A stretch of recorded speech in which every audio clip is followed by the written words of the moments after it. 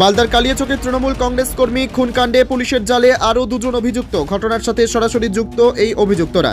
তাদের নাম আব্দুল আলিম এবং জাবিউল মমিন। ঘটনার 10 দিনের মাথায় গ্রেপ্তার করা হয় তাদের। অভিযুক্তদের হায়দ্রাবাদ থেকে গ্রেপ্তার করা হয়েছে। কলকাতার এসটিএফ ও তেলেঙ্গানা পুলিশের সহায়তায় গ্রেপ্তার করা হয়েছে। বৃহস্পতিবার রিয়াউল হক ওরফে রিজাউলকে গ্রেপ্তার করা হয়েছে।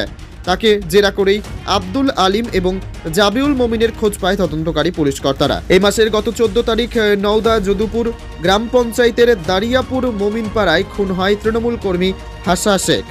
এ ঘটনার সময় দুজন আরও আহত হয়। ঘটনায় পরের দিন গ্রেপ্তার হয় আমির হামজা নামের 24 বছরের নয়া বস্তির এক যুবক।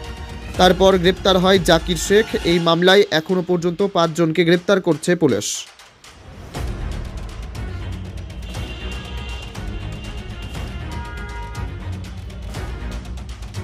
Bureau Report, News for Bengal. This channel does not promote or encourage any illegal activities. All contents provided by this channel is meant for educational purpose only.